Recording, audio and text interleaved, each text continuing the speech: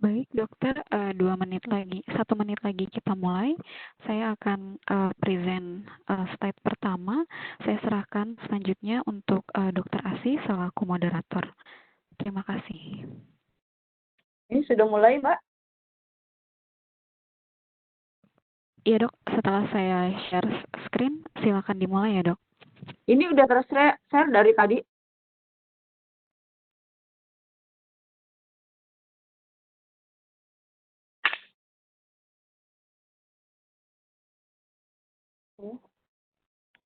Selamat sore para peserta webinar.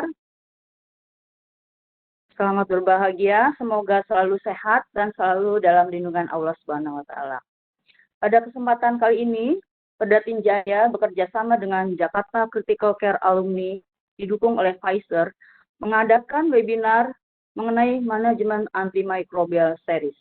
Pada seri keempat ini, kami mengambil topik mengenai making the most of the latest therapeutic options to combat complicated skin and soft tissue infection.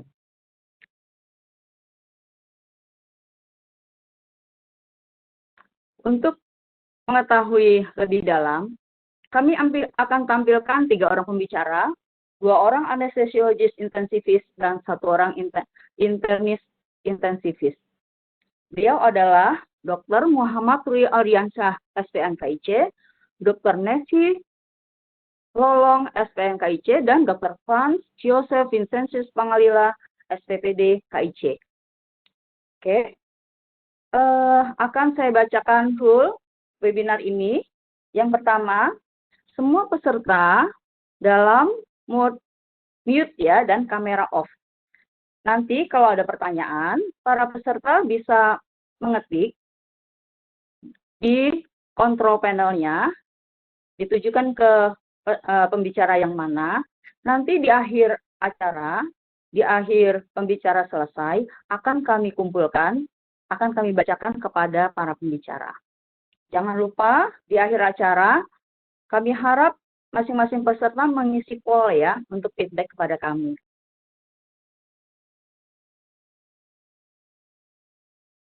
Oke. Untuk lebih singkatnya, mari kita mulai aja.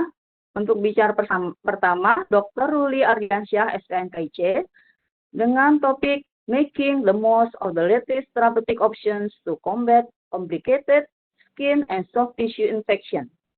Dr. Ruli menyelesaikan S1-nya di Fakultas Kedokteran Universitas Indonesia dan menyelesaikan PPDS anestesinya di Fakultas Kedokteran Universitas Indonesia, serta menyelesaikan pendidikan konsultan intensive care-nya juga di Universitas Indonesia. Kami persilakan Dr. Ruli untuk menyampaikan materinya. Terima kasih.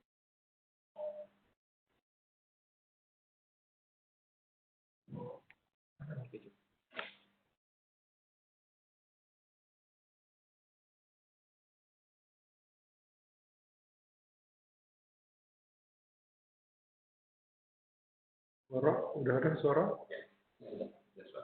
Sudah. Selamat siang. Terdengar Dr. Asih? Siap, terdengar. Oh ya. Silakan Dr. Ruli. Waktunya 30 menit ya Dr. Ruli ya, dari sekarang ya. Ya. Assalamualaikum warahmatullahi wabarakatuh. Selamat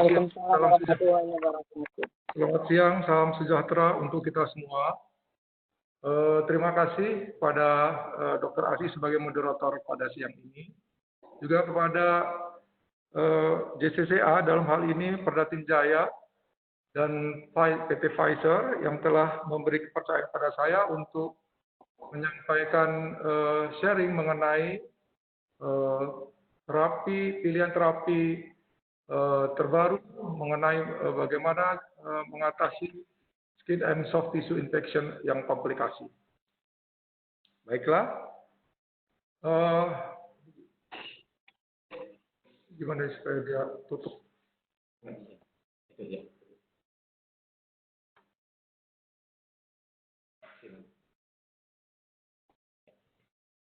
Definisi dari skin and soft tissue infection adalah keadaan patologi dari kulit atau bagian di bawah kulit, fascia dan otot yang bervariasi mulai dari infeksi yang superficial sampai infeksi yang lebih berat. Berbagai klasifikasi dari klasifikasi mengenai SSTI ini dibuat berdasarkan lokasi anatomi, ada juga yang berdasarkan patogen kausatif, kemudian beratnya progresi, kedalaman infeksi, dan gejala kliniknya.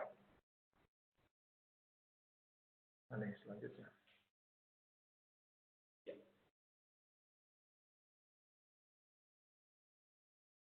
Tahun 1998, FDA di Amerika membagi lagi skin and soft tissue infection menjadi dua, yaitu yang complicated dan uncomplicated. Yang uncomplicated itu berdasarkan infeksinya lebih superficial, terlokalisir, membutuhkan terapi antibiotik atau drainase dari pembedahan. Sedangkan yang complicated itu infeksinya meluas sampai ke lapisan yang lebih dalam, membutuhkan broad spektrum antibiotik, dan dibutuhkan intervensi bedah yang signifikan. Selanjutnya, complicated SSTI dibagi menjadi subkategori. Yang ini juga berdasarkan dari luasnya infeksi. Di sini bisa dilihat acute bacterial skin and skin structure infection, ini yang paling luas. Itu melibatkan lebih dari 75 cm area yang terinfeksi. Contohnya ada pada selulitis, major cutaneous abscess, dan infeksi wound infection. Kemudian complicated SSTI itu salah satu yang paling umum yang diterapi di rumah sakit. Disebabkan karena meningkatnya patogen penyebab yang mulai resisten. Kemudian gejala kliniknya bermacam-macam. Itu bisa berupa abses, cutaneous, impetigo, surgical site infection, necrotizing fasciitis, cellulitis and erysipelas, pyomacitis, furuncles, dan carbuncles. Kemudian faktor-faktor resiko. Kenapa SSTI bisa menjadi complicated? Yaitu ada faktor lokal, faktor sistemik, dan faktor bakterinya sendiri. Faktor lokalnya disebabkan karena insufisiensi dari vaskuler, kemudian kedalaman dari penetrasi jaringan, melibatkan struktur-struktur yang lebih kompleks. Kemudian adanya protesis ataupun graft. Selanjutnya faktor resiko sistemik adalah riwayat alkohol, gangguan ginjal yang kronik, gangguan jantung, sirosis, manis, umur yang lanjut, kemudian pasien-pasien yang dengan imunosupresin atau imunodefisiensi viral, kemudian pasien-pasien mengalami malnutrisi, neuropati, obesitas, dan pasien yang menderita tumor. Sedangkan faktor resiko dari sisi mikrobial yang menyebabkan terjadinya complicated SSTI yaitu adanya resistensi dari antibakteri, infeksi yang polimikrobial, kemudian produksi toksin seperti Pantom, Valentine, Leukocidin yang diproduksi oleh Staphylococcus aureus. Kemudian diagnosis dari complicated SSTI yaitu tanda-tanda fisiknya yaitu berupa tanda-tanda inflamasi seperti gule, hemorrhagic, kemudian pain, kemerahan, panas, bengkak, dan sebagainya. Kemudian tanda-tanda peningkatan dari beratnya infeksi yaitu ditandai adanya tanda-tanda dari sepsis seperti takikardi, hypotension, kemudian temperatur tubuhnya bisa kurang dari 35 atau di atas 40, atau yang lebih berat adanya penurunan kesadaran. Tes laboratorium, complete blood count, CRP, dan sebagainya. Kemudian pemeriksaan radiologi juga dipergunakan untuk membantu diagnostik seperti X-ray, CT, angiografi, Doppler vascular examination, dan sebagainya. Sedangkan pemeriksaan kultur atau pemeriksaan yang pasti yaitu dengan kultur bisa diambil dari spesimen jaringan atau dari biopsi atau dari kultur darah. Selanjutnya, bagaimana manajemen complicated dari skin and soft tissue infection? Itu terdiri dari 3 pilar penata laksanaan sepsis, yaitu yang pertama adalah source control dengan surgical drainase dan diberi demam. Kemudian kedua adalah adequate dan appropriate antimicrobial therapy. Yang ketiga adalah supportive physiological untuk mempertahankan oksigenasi jaringan dan perfusi jaringan. Ketiga-tiganya harus dilaksanakan secara bersamaan. Oleh karena kalau tidak dikerjakan secara bersamaan, maka tidak akan terjadi perburukan karena ini sudah complicated dari SSTI. Ini adalah etiologi dari skin and soft tissue infection. Yaitu kita bisa lihat di sini hampir semuanya pasien-pasien yang mengalami infeksi kulit itu terdapat gram positif, dan gram positif yang ada adalah yang paling banyak adalah Staphylococcus aureus, bisa yang masih sensitif ataupun yang sudah resisten. Untuk infeksi yang lebih lanjut,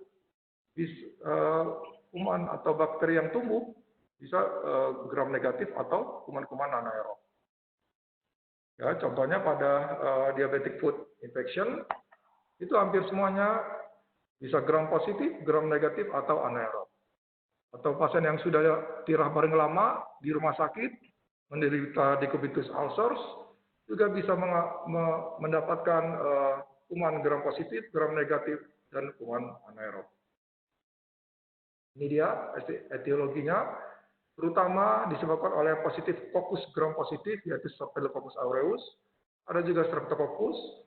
Kuman-kuman yang lain adalah grup A beta hemolyticus atau kuman penyebab lainnya. Apa yang kita hadapi saat ini adalah ancaman dari resistensi dari antibiotik. Ya, jumlah penemuan antibiotik makin menurun. Kemudian di masa depan, antibiotik yang dihasilkan atau ditemukan itu makin lama makin menurun, sedangkan kuman-kuman yang mengalami resistensi makin meningkat. Ya, di tahun 2015 telah diteliti terdapat 700.000 kematian yang disebabkan karena resistensi dari antibiotik. Diperkirakan tahun 2050 terdapat 10 juta pasien yang meninggal oleh karena resistensi dari antibiotik. Ini penemuan antibiotik baru selama 3 dekade terakhir itu menunjukkan tren yang turun. Ya. Oleh karena apa? Oleh karena penelitian yang memang sulit, kemudian terbatas, waktunya juga panjang, dan high cost yang jelas. Ini adalah resistensi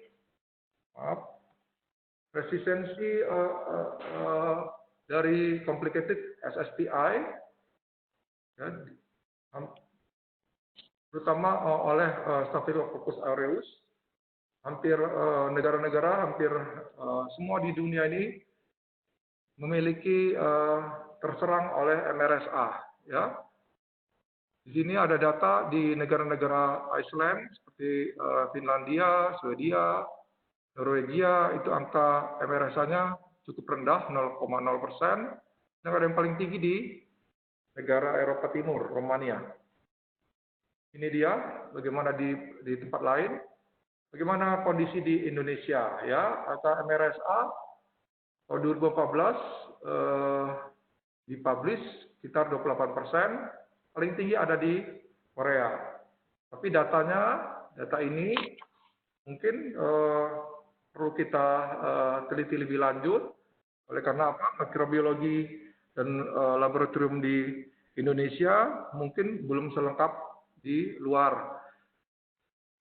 Oke. Bagaimana evolusi resistensi Staphylococcus aureus terhadap obat-obat antibiotik. Ya, seperti kita ketahui, Staphylococcus aureus itu pada dulu kala itu masih respon terhadap pemberian penisilin. Penisilin yang ditemukan oleh Alexander Fleming itu bisa digunakan untuk mengatasi infeksi-infeksi positif gram positif. Untuk luka-luka bisa efektif dengan penisilin. Tapi kemudian kuman ini membuat penisilinase sehingga terjadi resisten terhadap obat penisilin, sehingga akibatnya penisilin itu tidak bisa mengatasi infeksi Coccus gram positif. Ya, tetapi akhirnya manusia kemudian berhasil menemukan golongan beta-laktam yang lain seperti cephalosporin, penisilin metisilin, kemudian carbapenem, ya, kuman-kuman yang sudah resisten dengan penisilin bisa diatasi. Kemudian tahun 70 ternyata ditemukan strain dari Staphylococcus aureus yang resisten dengan metisilin dan oksasilin, sehingga akibatnya obat-obatan seperti cephalosporin, penisilin, dan carbapenem juga tidak mempan lagi terhadap infeksi dari MRSA. Kemudian ditemukan manusia menemukan kembali obat vancomycin. Ternyata tahun 90 bakterinya memproduksi lagi enzim yang tahan terhadap vancomycin, yaitu vancomycin resistant enterococci. Tahun 97 meluas vancomycin intermediate resistant Staphylococcus aureus, dan akhirnya vancomycin sudah resisten. Saat ini kebanyakan vancomycin sudah resisten terhadap MRSA. Jadi semakin ditemukan obat baru, bakteri lebih pintar lagi memproduksi strain-strain yang mengalami mutasi gen, akhirnya bisa resisten terhadap antibiotik. Ya, pertumbuhan dari resistensi ini lebih cepat daripada pertumbuhan dari obat baru yang dikeluarkan. MRSA, apa yang disebut dengan MRSA itu? Methicillin resistant Staphylococcus aureus. Itu merupakan 50-70% kuman di rumah sakit yang diisolat, itu ternyata ditemukan MRSA, strain yang resisten. Ya, sebetulnya MRSA itu koloni orang normal di tubuh kita, di kulit, di ketiak, di hidung, itu ditemukan MRSA. Ya, dia akan menginfeksi, dia akan menjadi berbahaya apabila jumlahnya sudah blow up. Ya, dia akan menginfeksi ke berbagai bagian dari tubuh kita, dan sulit untuk diatasi dengan antibiotik yang biasa. Oleh karena apa MRSA itu bisa berkembang? Karena ada gen MECA yang merupakan suatu trophoson-like segment. Gen MECA ini dia akan merupakan mengkode dari PBP penicillin binding protein 2A, sehingga akibatnya afinitas terhadap antibiotik itu menurun. Ya, akibatnya apa? Afinitas terhadap antibiotik menurun, akibatnya tidak terganggu. Produksi PBP itu akan merangsang produksi peptidoglikan. Peptidoglikan itu diperlukan untuk membuat dinding sel. Jadi kalau afinitasnya menurun, berarti respon antibiotik terhadap pembentukan dinding sel bakteri rendah, sehingga akibatnya apa? Akibatnya bakteri masih tetap hidup. Ya, itu patofisiologinya kenapa terjadi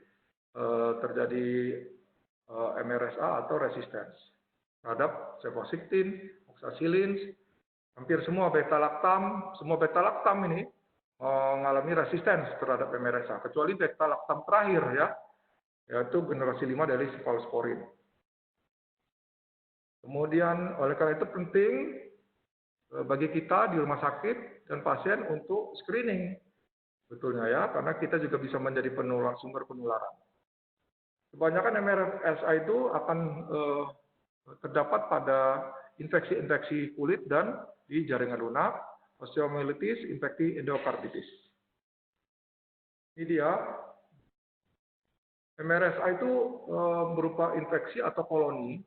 Kapan kita curiga menjadi infeksi? Apabila pasien terlalu lama mendapatkan terapi antimikrobial, pasien yang usianya lanjut, kemudian chronic open wounds, memiliki penyakit yang kronik, kemudian gangguan di vaskuler, mendapatkan immunosuppression, kemudian perawatan di ICU, menggunakan fasilitas prosedur yang invasif, ya, kemudian menggunakan alat-alat yang invasif, ya, itu semua dicurigai akan mendapatkan MRSA. Ya, kalau sudah MRSA, kuman ini akan menyerang mana saja, bisa ke skin and soft tissue yang berbahaya di daerah pneumonia, bakteremia, dan infeksi di tulang dan sendi. Oke. Ini adalah aktivitas antibakteri terhadap kuman-kuman yang umum dari infeksi di kulit, yaitu kuman-kuman positif gram. Ini kita lihat ini mikrobial yang terbaru, ceftarolin, generasi kelima dari cephalosporin, itu masih bisa melawan MRSA dengan MIC yang masih rendah. Sedangkan ceftriaxone itu tidak bisa, karena apa? Lebih dari 8 MIC-nya. Meropenem juga tidak sanggup menaklukkan MRSA. Erythromycin juga sama. Yang masih bisa adalah linezolid, golongan oxazolidin, yaitu bisa. Kemudian golongan tetrasiklin yaitu tigecycline 0,25, golongan glycopeptide yaitu vancomycin serta daptomycin. Ini adalah, jadi memang obat-obat ini dipergunakan untuk Staphylococcus aureus, baik yang sensitif maupun yang resistens. Bisa juga untuk kuman yang lain, kuman positif gram lain selain MRSA atau Staphylococcus itu masih sensitif semua. Ya, rata-rata ya, seperti grup B, beta hemolyticus Streptococcus beta hemolyticus, kemudian yang Streptococcus yang lain masih sensitif. Bagaimana angka pertumbuhan MRSA dan MSSA, ini kita lihat di negara Afrika, MRSA lebih banyak daripada yang sensitif. Ya. Sedangkan di Asia juga sama, pertumbuhannya sangat cepat. Di Eropa Timur juga sejalan, begitu banyaknya kuman-kuman bakteri yang resisten terhadap Staphylococcus aureus. Penelitian dari REACH yang dilakukan secara retrospektif, observasional, dan cohort study, itu dilakukan di 10 negara Eropa dari tahun 2010 sampai 2011, sebanyak 1.995 pasien usia 18 tahun yang pada awalnya menggunakan intravena antibiotik. Ya, kemudian setelah 3 hari dilihat responnya, ternyata sebanyak 46,6% atau 930 pasien itu terjadi kegagalan dari pemberian antibiotik tersebut. Yang tidak respon, hal itu akan menyebabkan apa? Terjadi perawatan yang lebih panjang, kemudian akhirnya bisa masuk ke ICU, komplikasi yang lebih banyak, terjadi AKI, bahkan terjadi renal failure yang lebih berat. Ini kuman-kuman infeksi kulit menurut patogennya. Ini paling banyak, skor paling tinggi adalah dari Staphylococcus aureus. Dari tahun 97, tahun 2000, tahun 2003, tetap Staphylococcus aureus itu tetap tinggi ya, menyebabkan angka mortalitas yang tinggi dan angka kesakitan di rumah sakit. Kemudian ada strain yang MRSA juga tinggi. Kemudian yang Yang tinggi juga adalah E. coli, Enterobacter. Sini mulai ada VRE, vancomycin resistance Enterococcus, kemudian kuman-kuman yang lain ya. Tapi tetap Staphylococcus aureus lah yang paling mendominasi dari complicated SSTI. Bagaimana terapi untuk skin and soft tissue? Ini yang sensitif bisa diberikan oxacillin, cefazolin, generasi pertama dari cephalosporin, clindamycin, bisa diberikan per oral, doxycycline atau minocycline, dan sulfamethoxazole trimetoprim. Sedangkan yang sudah resisten, obatnya adalah tigecycline, teicoplanin, vancomycin, linezolid, clindamycin, daptomycin, ceftaroline. Ini yang sudah resisten. Jadi obat-obat antimikrobial yang masa depan untuk gram positif adalah ini belum masuk ke Indonesia ya, glycopeptides seperti telavancin, oritavansin, dan dalbavancin. Sedangkan golongan tetrasiklin ada tigecycline, ini sudah masuk ke Indonesia. Kemudian yang baru masuk adalah new cephalosporin generasi kelima, yaitu tibiprol dan ceftaroline. Ya, khusus untuk punya aktivitas terhadap MRSA. Ini adalah antibiotik yang terbaru, dalbavancin, oritavansin, dan prednisolid. Ini golongan dari glycopeptide, pengganti vancomycin. Kemudian ini yang baru, generasi kelima, ceftaroline dan ceftobiprol. Salidinon adalah tedizolid, belum ada di Indonesia. Golongan aminoglycoside, plazomicin, juga bisa dipakai untuk MRSA, tetapi bukan untuk infeksi kulit. Ini ada golongan dari derivat dari tetrasiklin, eravacycline, dan omadacycline. Juga bisa dipakai untuk anti MRSA. Kemudian golongan yang lipoglycopeptides, seperti dalbavancin, oritavansin, dan telavancin. Ini ketiganya bisa dipakai untuk skin and soft tissue infection yang MRSA. Kemudian chloroquinolone yang terbaru adalah delafloxacin, juga bisa dipakai untuk SSTI. Demikianlah kesimpulannya, jadi penanganan dari complicated skin and soft tissue infection itu melibatkan recognition yang tepat, kemudian kapan waktu untuk dilakukan source control dengan surgical intervention, kemudian apabila berlanjut pasien mengalami sepsis, bagaimana resusitasi kita adekuat, kemudian dibutuhkan terapi antibiotik yang appropriate dan adekuat. Appropriate sesuai dengan kumannya, adekuat sesuai dengan dosisnya. Kemudian data-data yang terakhir menunjukkan bahwa resistensi makin meningkat, kemudian menjadi concern bagi kita adanya MRSA, kemudian glycopeptide intermediate Staphylococcus aureus yang resistance, kemudian ada vancomycin yang resisten terhadap Staphylococcus dan terhadap Enterococcus.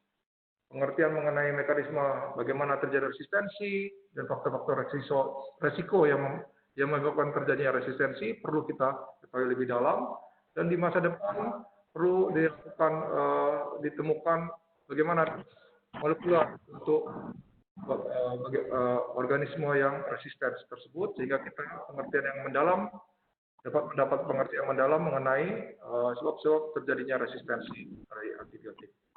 Dan diharapkan penelitian-penelitian mengenai antibiotik juga semakin berkembang dan ditemukan dengan antibiotik yang baru. Demikian presentasi saya. Terima kasih. Assalamualaikum warahmatullahi wabarakatuh. Waalaikumsalam warahmatullahi wabarakatuh. Ya, terima kasih Dr. Ruli. Tepat waktu 30 menit. Presentasinya sangat detail, sangat informatif. Oke, selanjutnya pembicara kedua, Dr. Nevi akan menyampaikan topik tentang clinical data of ceftaroline in CSSTI and proper patient profile suitable for ceftaroline. Dr. Novi menyelesaikan pendidikan S1-nya di Fakultas Kedokteran Universitas Indonesia, menyelesaikan PPDS anestesinya juga di Fakultas Kedokteran Universitas Indonesia, serta menyelesaikan program studi konsultan intensif care juga di Fakultas Kedokteran Indonesia. Pada Dr. Nevi, saya persilahkan menyampaikan materinya, waktunya 30 menit dari sekarang, Dr. Nevi, silakan. Terima kasih, Dr. Asih. Saya coba buka dulu slide-nya.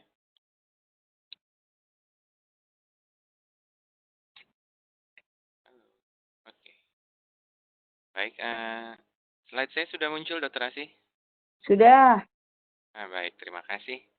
Selamat sore menjelang malam di sini. Malam masih jauh kali. Saya agak di timur saat ini. Jadi, Di sini. baik, terima kasih juga kepada Dr. Ruli yang sudah menyampaikan tentang CSSTI. Saya akan mencoba membahas sedikit mendalam tentang penggunaan antibiotik yang spesifik pada CSSTI ini, yaitu ceftaroline. Dan pasien-pasien apa yang bakal cocok untuk memakai obat antibiotik ini.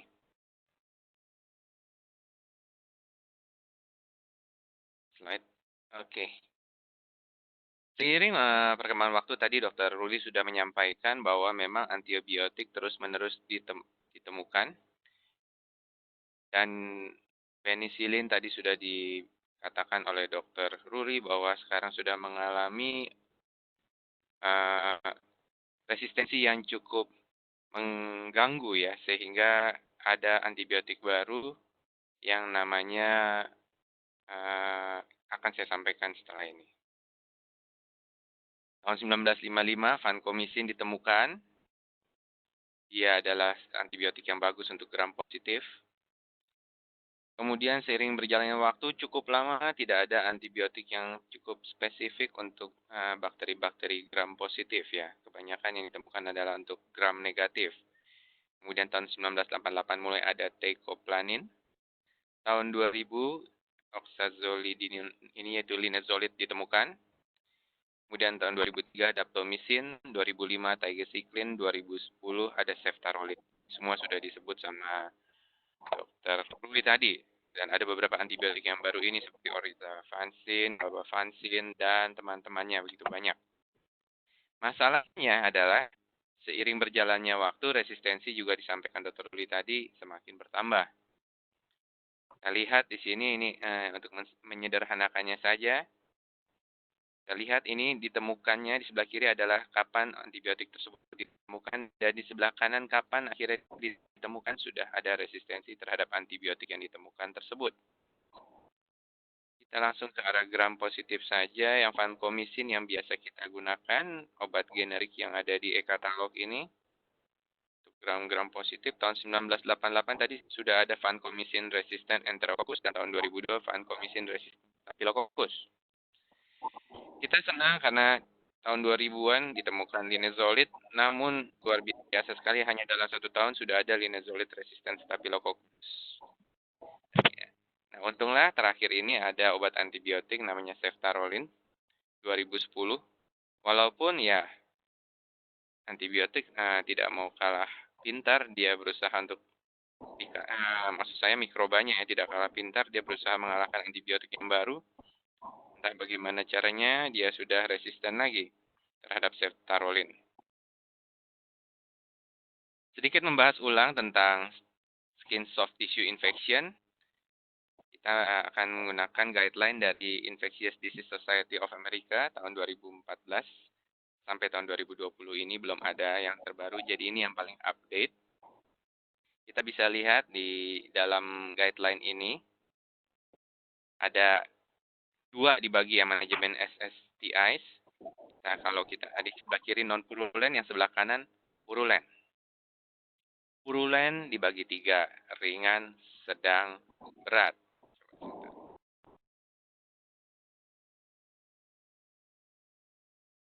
Ringan, sedang, berat.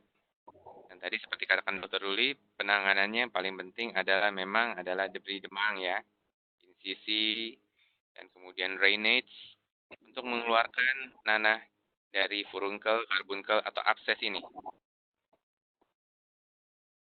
Ada kasus-kasus di mana memang kasusnya infeksinya ringan dan berat. Dan karena ringan dan berat, di sini sudah bermain C dan S ini adalah kultur dan sensitivity. Jadi pada kasus-kasus seperti ini, tata laksananya selain insisi, debris demang, drainage harus dilakukan pemilihan kultur untuk mencari apakah masih sensitif kuman tersebut terhadap antibiotik empirik yang akan kita berikan. Dan pilihan antibiotik empiriknya di sini kita lihat, empiriknya ada beberapa macam yang bisa dipilih. Vancomycin, daptomycin, linezolid, telefansin, dan ceftarolin. 5 antibiotik ini bisa kita pilih sesuai dengan ketersediaan obat dan juga dengan kondisi pasien serta dengan peta kuman di rumah sakit tempat kita bekerja. Rumah sakit, puskesmas, oke. Jadi, guideline di setiap rumah sakit empirik yang digunakan akan sangat bergantung terhadap peta kuman di rumah sakit tersebut. Memang yang tersedia paling banyak di rumah sakit adalah vancomycin karena dia e-katalog dan masuk dalam daftar obat yang Indonesia yang diakui biasanya katanya langsung diganti oleh BPJS. Namun tentu saja tidak bisa mengandalkan satu obat ini saja bila ternyata sudah terjadi peningkatan resistensi di rumah sakit tersebut sehingga ada 4 pilihan obat lainnya. Semuanya kita lihat karakteristiknya adalah nomor 1 bekerja terhadap gram positif karena seperti Dr. Ruli sampaikan kuman yang masuk kulit dan menembus ke dalam lebih dalam lagi adalah kuman yang mayoritas adalah gram positif. Sekarang kita akan membahas tentang ceftarolin yang sedikit. Ini adalah gugus dengan kita lihat cincin-cincin diazol, piridin semuanya. Tapi di sini ada kelebihannya adalah ini adalah golongan cephalosporin generasi 5. Namun dia memiliki diazol ring di sini yang bekerja sebagai anti MRSA. Tadi mekanismenya sudah dijelaskan bagaimana oleh Dr. Ruli juga bagaimana ceftarolin ini tidak seperti penisilin. Ya, ceftarolin ini bisa berikatan dengan PBP2A ya tadi ya, dari bakteri yang mungkin sudah resisten terhadap sudah MRSA, sehingga dia kerjanya bisa sebagai bakteriostaktik, bahkan bisa lebih jauh lagi sebagai bakterisid untuk mencegah terjadinya pembentukan dinding sel dari mikroba tersebut.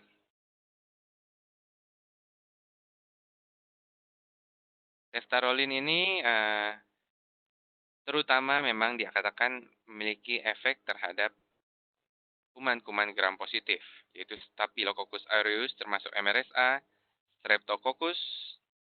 Namun dia juga punya kelebihan yaitu bahwa dia juga dibandingkan vancomycin atau linezolid dia sedikit memiliki kelebihan yaitu juga dapat melawan kuman-kuman gram negatif seperti E. coli, Klebsiella pneumoniae,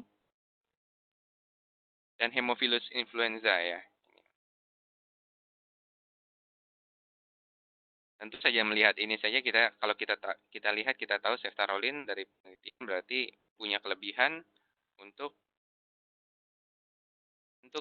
soft skin tissue infection yang multibakterial. Ada gram positif dan gram negatifnya. Kita lihat beberapa penelitian yang awal dilakukan, yaitu penelitian fase 3 dari ceftarolin untuk mengobati CSSTI ini.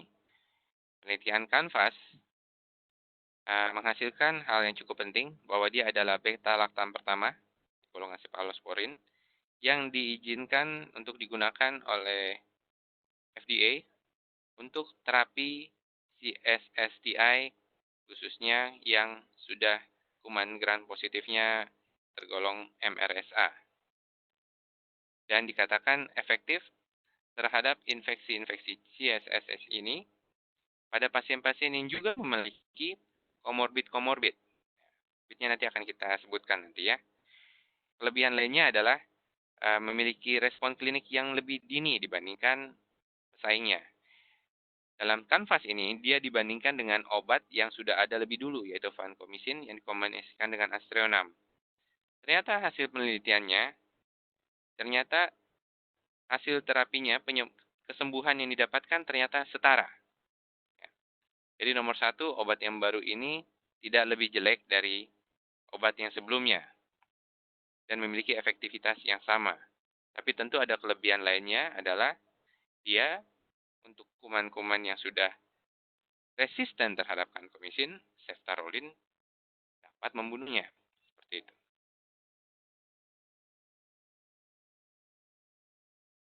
Kemudian penelitian covers tadi sempat disebut juga. Ini dosisnya memang sedikit lebih besar ya. Biasanya dosis standar dari ceftaroline fosamil ya. Ceftaroline fosamil adalah sediaan awal sebelum kemudian dirubah oleh metabolisme tubuh menjadi ceftaroline sebagai metabolit aktif yang bekerja melawan kuman. Biasanya memang dosisnya adalah 2 kali 600 mg. Kalau di petunjuknya 1 jam atau 2 jam infus ya. Tapi dari penelitian covers ini dia menggunakan dosis 3 kali 600 mg per hari.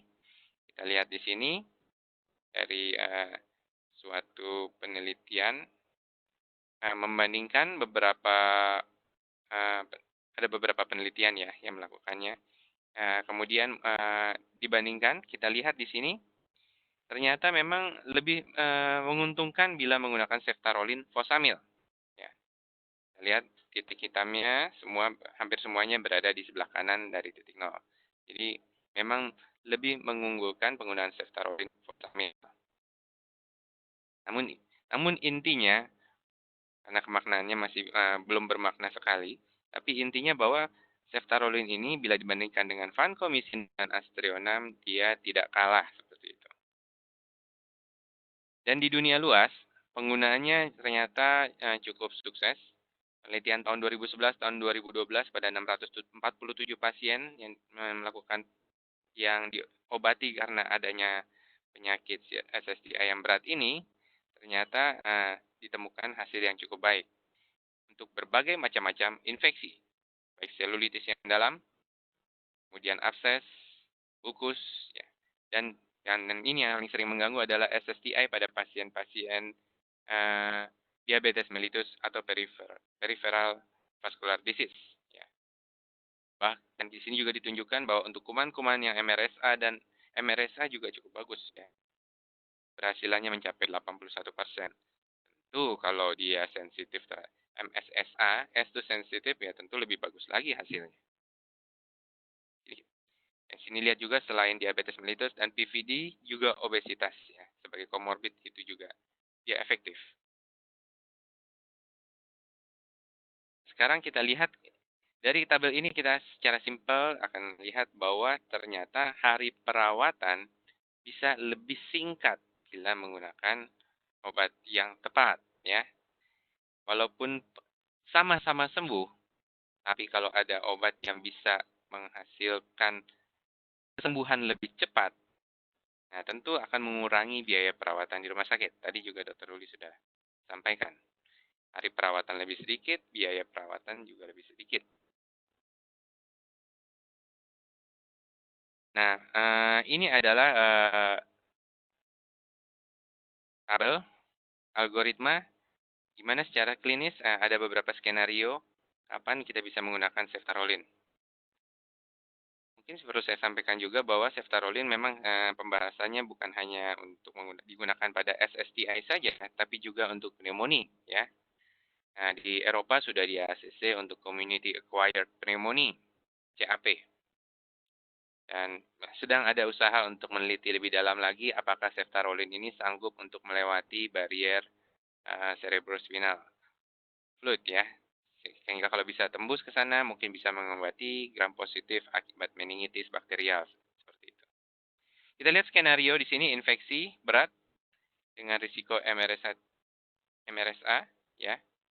Dan sudah disertai dengan bakteremia, maka pilihannya bila yakin memang gram positif boleh awal langsung pakai vancomycin saja. Namun kalau dicurigai ada kontaminasi gram negatif, jadi polimikrobial, penggunaan pilihan yang bagus adalah menggunakan ceftaroline. Ya. Ini adalah inisial terapi. Dan juga di sini lihat, kalau pun dia infeksinya berat tapi tidak mencapai bakteremia, bila polimikrobial digunakan ceftaroline juga. Penelitian dari Sarah Volatz pada tahun 2011, ini masih awal-awal memang pada saat ditemukan pertama kali ceftaroline baru di ACC, ya. Cephalosporin ceftaroline ini dilihat aktivitasnya dibandingkan dengan vancomycin, kita lihat ya, MIC-nya jauh lebih kecil dari vancomycin. Semakin kecil MIC-nya berarti semakin mudah antibiotik tersebut dapat membunuh kuman. Kita lihat di sini seperempatnya vancomycin untuk yang vancomycin intermediate resistant, apalagi yang vancomycin resistant, tapi Staphylococcus aureus kita lihat dia MIC-nya masih jauh lebih bagus dari vancomycin. 8 kali lipat bahkan 128 kali lipat lebih baik untuk membunuh kuman-kuman yang sudah resisten terhadap vancomycin. Penelitian Canvas 1 tadi sudah saya sampaikan, Canvas 2 juga saling mendukung. Kita lihat di sini bahwa intinya sama-sama bisa digunakan untuk selulitis, abses, dan infeksi-infeksi lainnya, termasuk infeksi karena gigitan serangga ya. Nah, mungkin juga infeksi gigitan hewan-hewan yang lebih besar dari serangga. Nah, ini yang paling menarik tadi sudah disampaikan juga, memang SSTI itu banyak di mana-mana ya. Di seluruh Asia, di seluruh Indonesia. Saya teringat sendiri ada saudara saya, waktu itu paman saya sendiri pernah terkena SSTI yang sangat berat sehingga itu belum ada ceftaroline ya. Dan saya juga belum jadi dokter waktu itu. Jadi kita belum tahu harus memilihkan antibiotik yang apa yang bagus saat itu. Sehingga sepsisnya menjadi berat, berkembang menjadi necrotizing fasciitis, dan akhirnya tidak bisa diselamatkan walaupun sudah dilakukan debris demang habis-habisan. Karena saat dilakukan debris demang hampir nggak ada jaringan yang tersisa lagi untuk bertahan di tempat itu ya. Kita lihat di sini bahwa kejadian SSTI ini selalu banyak melibatkan kuman-kuman yang resisten antimikrobial. Ya, resisten terhadap antimikroba yang sudah ada. Dan semakin berat bila ada faktor usia, umur, dan obesitas. Dan memang, katakanlah di seluruh Indonesia saat ini, memang kita ketergantungan pada vancomycin masih sangat besar ya. Tentu memang ada yang sensitif, tapi di saat tidak ada efek yang kita lihat dari vancomycin, tentu kita harus tingkatkan terapi. Ini data di China ya, kita lihat China-nya China Selatan, jadi mungkin sekitar dekat Vietnam di situ. Di sini ditunjukkan bahwa dari kasus-kasus CSSTI 61% gram positif, tapi 46% juga melibatkan gram negatif. Kita bayangkan bila kita gunakan obat antimikroba yang hanya bekerja pada gram positif, kita akan luput karena ternyata banyak infeksi CSSTI ini yang polimikrobial. Dan yang paling ditakutkan adalah bukan hanya polimikrobial. Kalaupun dia single gram positif tapi ternyata sudah MRSA, kita lihat seperti ini angkanya 28% di Hong Kong Indonesia, tertinggi di Korea. Maka kita akan menemukan masalah di mana tidak ada perbaikan dari parameter sepsis pasien tersebut. Padahal sudah diberikan antibiotik sebanyak 3-5 hari. Kita lihat di Asia Pasifik, di berbagai level, dikatakan di sini cukup besar prevalensinya. Lucunya, memang mungkin karena pemakaian antibiotik yang belum terkontrol, sehingga angkanya kok bisa jauh lebih tinggi daripada di Amerika katanya. 2% saja di sana kejadian community acquired MRSA-nya. Nah, kita community acquired, jadi bukan di rumah sakit ya. MRSA sudah banyak. Jadi ini menakutkan. Ini seperti disampaikan tadi, pada polymicrobial infection, ceftaroline adalah pilihan. Ya. Bahkan kita lihat di sini bisa dilakukan sebagai monoterapi untuk empirik awal. Tentu setelah definitif kita akan gunakan antibiotik yang sesuai dengan sensitivitas. Dan di sini kalau ada gangguan ginjal, ceftaroline juga tidak apa-apa ya, karena vancomycin memang sering ditakuti efeknya pada ginjal. Kemudian bila ternyata dari luka didapatkan Klebsiella pneumoniae, ya semakin cocok menggunakan ceftaroline. Jadi pasien profil apa ini terakhir pembahasannya yang cocok untuk diberikan ceftaroline? Itu tadi pasien memiliki risiko MRSA tinggi, risiko infeksinya polimikrobial, dan bisa terjadi hal-hal seperti ini pada banyak hal. Infeksi di daerah sisi pembedahan, selulitis yang terjadi di bagian di dekat dari graf atau alat-alat prostetik yang dipasang, misalnya TKR ya atau kemudian alat prostetik lainnya, kemudian atau ada infeksi MRSA di bagian tubuh yang lain, ada kolonisasi MRSA, kita pasien masuk ICU selalu kita periksa juga kan, kalau datang dari rumah sakit lain apakah ada MRSA-nya dari kultur swab dari ketiak atau hidung. Kemudian kita lihat di sini ada riwayat pengobatan sebelumnya, dirawat di rumah sakit atau datang dari luar negeri misalnya seperti ini ya, datang dari luar negeri dan negara yang ternyata insiden MRSA-nya tinggi ya. Infeksi-infeksi khususnya diabetic foot infection kita lihat ya. Kalau kita bisa gunakan antibiotik yang tepat, mungkin kita bisa mencegah infeksi tersebut ascending lebih jauh, naik ke atas lebih jauh dari misalnya infeksi di kaki. Dan kemudian kita bisa juga mencegah terjadinya amputasi ya. Kemudian abses yang ternyata ada koneksi dengan GI tract juga, misalnya di perirektal seperti itu dikatakan. Dan juga kita harus pikirkan bahwa tingkat kemungkinan pasien tersebut memiliki hospital acquired MRSA akan meningkat pada pasien-pasien yang menjalani hemodialisis, imunosupresi, pasangan kateter yang ditanam yang cukup lama, tunneling dan sebagainya, ada pengobatan antibiotik dalam 6 bulan terakhir, sekali lagi riwayat MRSA dan datang dari negara dengan prevalensi MRSA yang tinggi. Baik, demikianlah presentasi saya, Dokter Asih. Saja, saya kembalikan bolanya ke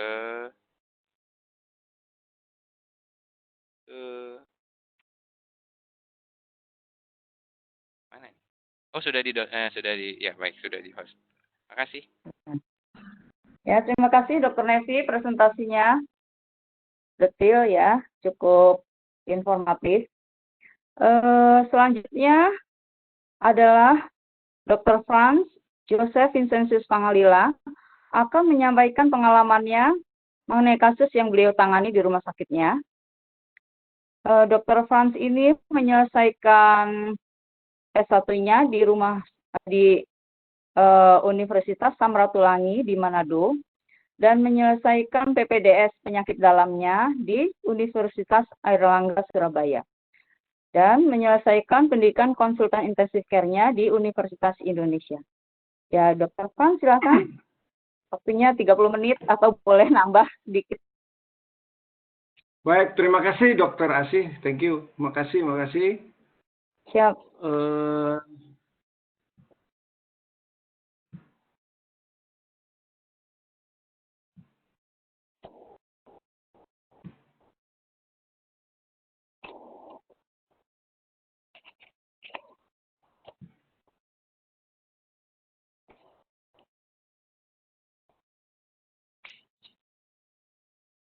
Bisa lihat slide saya? Ya, bagus Dr. Franz, sudah bagus. Slide ya, baik. Sekali lagi terima kasih Dr. Asih sebagai moderator dan terima kasih juga kepada Perdatin Jaya dan yang kita banggakan juga JCCA. Dan tentu the last but not least juga adalah Pfizer yang still committed to the scientific issue. Terima kasih dan salam sehat untuk kita semua. Saya menjadi sangat gampang mempresentasikan, mungkin kalau perlu hanya konklusi aja karena dua pembicara yang hebat sudah menjelaskannya semua secara detail. Tetapi pada kesempatan ini saya hanya mencoba sharing real case yang kami pengalaman kecil kami untuk menangani pasien ini dengan pada complicated skin soft tissue infections.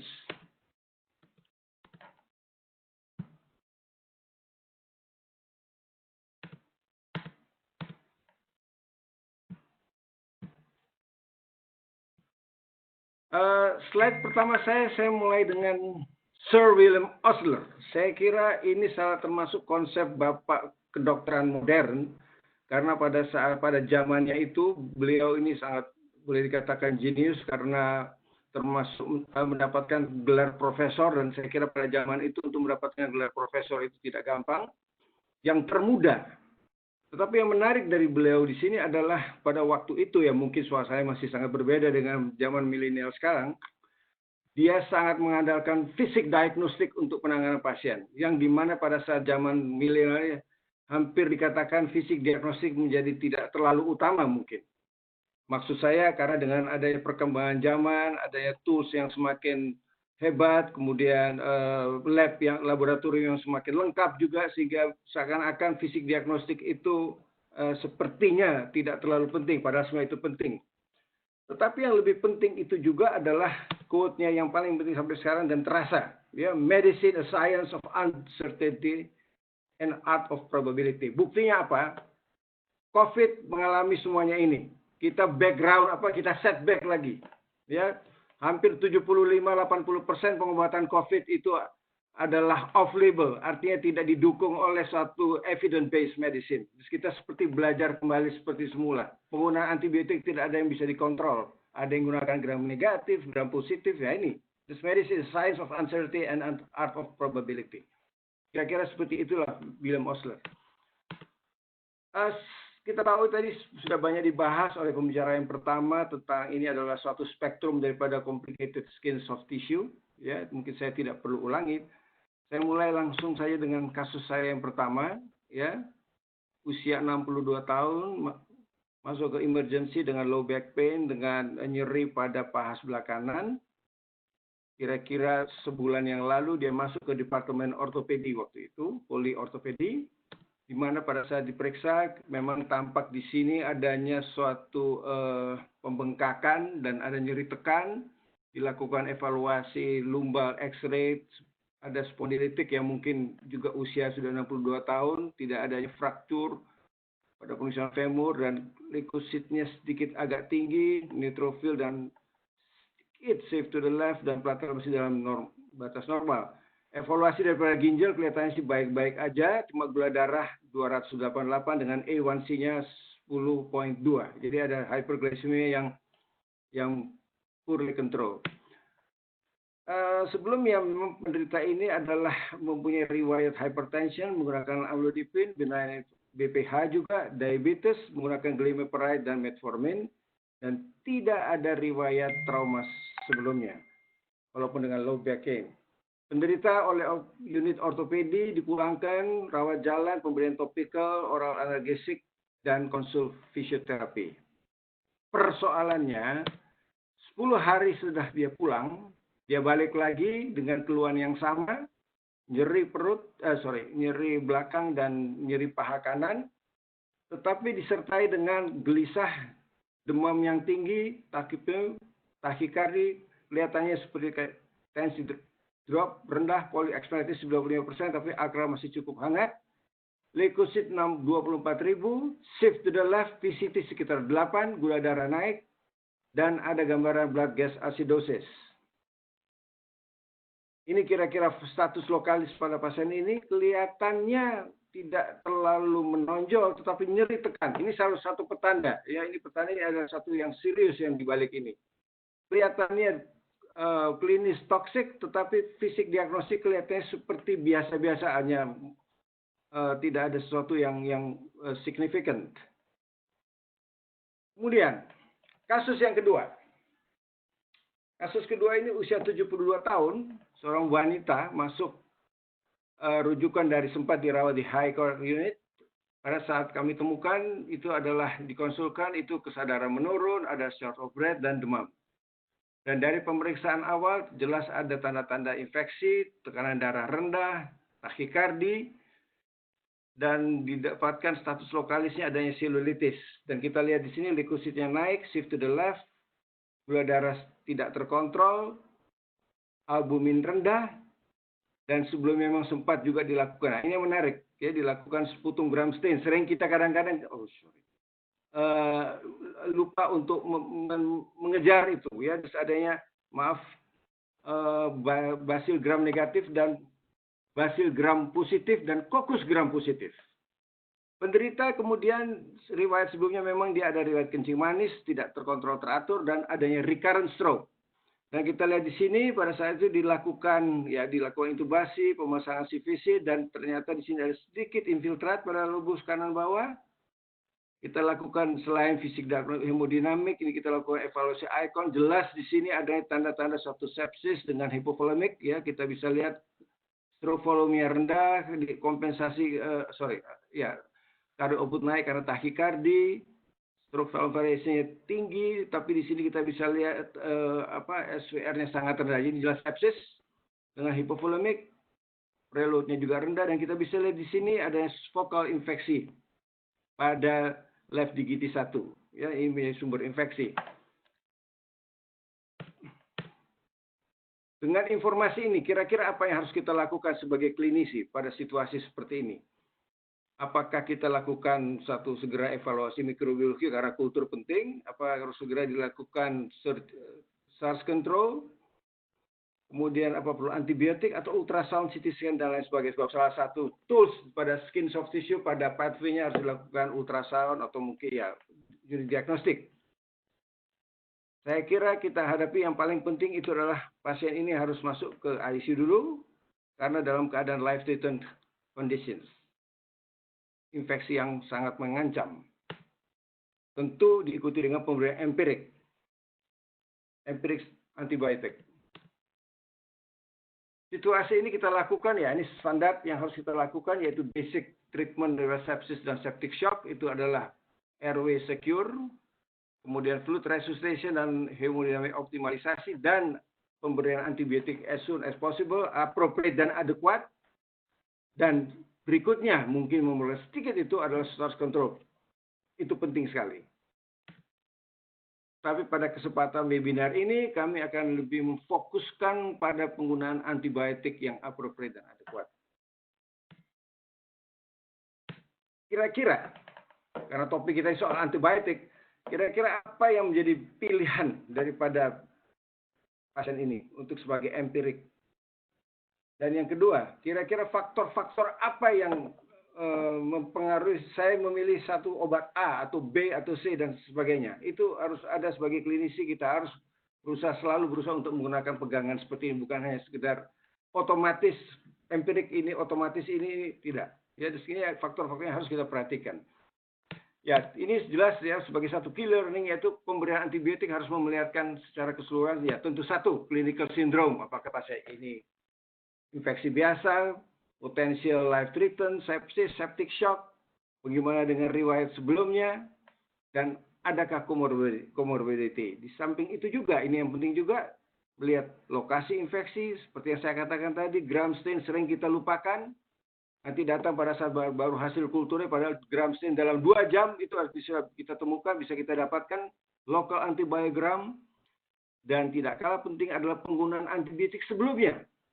Jangan menggunakan antibiotik yang sama pada event yang kita hadapi saat ini. Dan tidak kalah penting juga pendekatan PKPD. Ini juga penting sekali karena tidak cukup hanya dengan appropriate. Mungkin di akhir tahun 90, berdasarkan kultur cukup pemberian appropriate, belum tentu. Adekuat dalam hal ini ada penggunaan dosis, itu penting sekali juga, tidak kalah pentingnya. Ini yang menjadi dasar kita untuk memulai suatu pendekatan pemberian initial empirik daripada antibiotik. Ini satu gambar, contohnya satu hubungan antara appropriateness, adekuasi, dan saat pemberian. Kita bisa lihat yang garis yang yang vertikal ini adalah risiko akan kematian, sedangkan yang horizontal ini adalah kemungkinan waktu, appropriate, dan adekuat. Adalah tidak cukup, bukan tidak cukup, pemberian antibiotik terlambat, tidak appropriate, apalagi tidak adekuat, maka risiko akan kematian itu akan sangat tinggi. Diawali dengan risiko MDRO. Katakanlah pasien itu mungkin survive, tetapi dia sudah mempunyai mutant MDR. Itu persoalannya. Step berikutnya, mungkin tepat waktu, mungkin pilihannya tepat, tetapi dosisnya tidak tepat. Tapi masih lumayan dibandingkan yang pertama seperti ini. Tetapi kematian cukup tinggi juga. Yang kita harapkan tepat waktu, appropriate, adequate. Ini yang kita harapkan goal kita dalam pemberian early empiric antibiotik adequate, ya, karena risiko MDR akan rendah, dan risiko akan kematian juga lebih rendah. Sehingga ini yang menjadi goal kita, early appropriate adequate itu sangat penting. Jadi tidak cukup hanya appropriate, tapi adequate itu penting. Dan sering di sini para klinisi melupakan itu. Seperti halnya mungkin pada accidents kardiovaskular itu adalah tissue injury atau apa kepada infeksi, itu antibiotic speed is life. Ini ada satu landmark study, saya rasa ini penelitian yang landmark buat saya, yang hebat, dan saya merasa hebat bagaimana mereka bisa membuat perhitungan daripada penelitian ini oleh Anand Kumar. Ini tahun 2006, tapi saya kira ini salah satu favorit slide saya. Kita bisa lihat ini adalah angka survival, dan ini menunjukkan waktu setengah jam katakan atau sampai 36 jam kapan dimulainya suatu antibiotik. Kita lihat di sini. Kalau kita berikan katakanlah appropriate adequate dalam waktu setengah jam, itu kemungkinan survivalnya itu hampir 80%. Artinya 10 pasien yang kita hadapi, 8 mungkin masih bisa hidup. Persoalannya akan berbeda sekali kalau dilakukan mungkin karena terlalu banyak birokrasi, periksa sana, konsul sini. Setelah 36 jam itu mungkin dari 10, 1 yang survive. Artinya, nah inilah hebatnya Anand Kumar bisa menghitung survival fraction pada tiap jam akan kehilangan survivalnya hampir 8%. Dan saya kira secara signifikan pada pasien kritis ini adalah sangat signifikan. Sehingga oleh karena itu, Survival Service Campaign 2016 tetap mengatakan bahwa pemberian antibiotik kalau bisa cepat mungkin pada jam yang pertama. Syukur-syukur kok bisa dilakukan kultur, tetapi tidak mutlak juga harus menunggu kultur kalau terlalu memakan waktu terlalu lama. As soon as possible untuk dilakukan antibiotik. Ini gambaran spesifik populasi ICU. Kadang-kadang pasiennya sendiri kita nggak bisa lihat karena sudah ketutup dengan monitor, dengan sering pump, tiang-tiang segala macam. Ya. Sekarang kita nggak bisa lihat. Ada 3 hal yang penting kalau pada initial phase, pada severe infection atau sepsis. Terjadi endothelial damage, vascular leakage, terjadi peningkatan daripada vaskular, hipermetabolik, hiperkatabolik, sehingga terjadi transcapillary loss album, sehingga terjadi hipoalbuminemia. Tidak jarang juga pasien dalam keadaan shock, di mana cardiac output, resusitasi menggunakan vasopresor, sehingga terjadi augmented renal clearance. Kami pernah menemukan pasien sampai kira-kira GFR-nya hampir 200, artinya begitu tinggi sekali diuresisnya, dan kita bisa bayangkan, ya. Nah, ini yang menimbulkan suatu volume distribusi akan sangat tinggi, clearance sangat tinggi, dengan sehingga relatif terjadi penurunan konsentrasi daripada antibiotik. Jadi klinisi hanya menggunakan dosis IMS, IMS yang ada di daftar ini, saya kira akan kurang tepat rasanya, perlu adjusted di sini.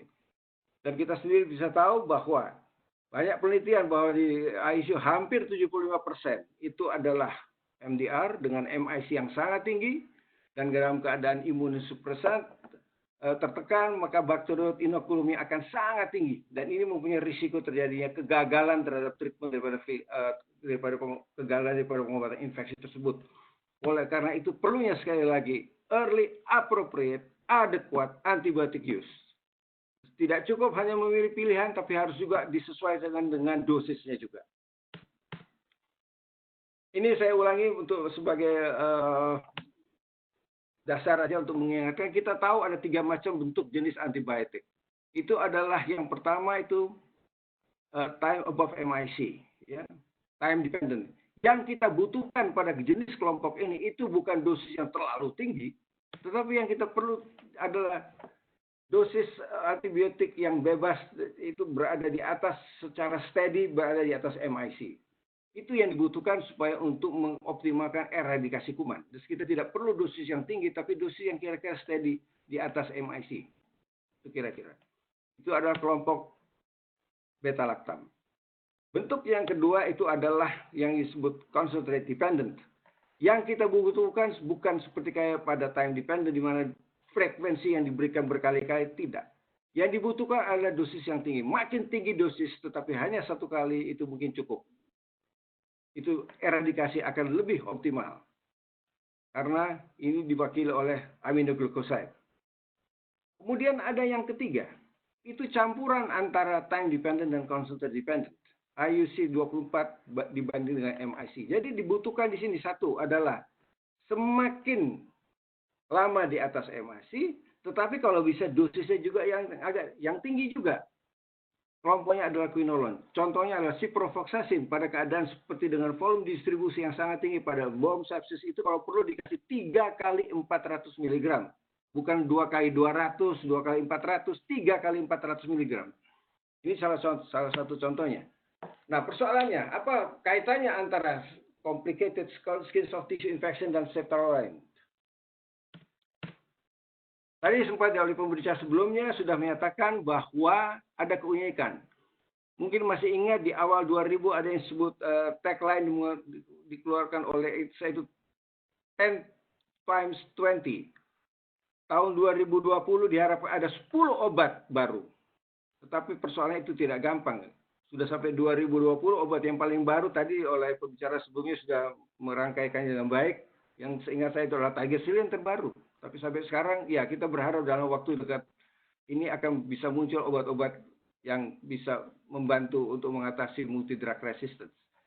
Ini diklaim juga sebagai parenteral bactericid. Memang kita butuhkan ini pada pasien-pasien pada populasi ICU bactericid. Rasanya agak kurang cocok mengatakan bacteriostatic bactericid.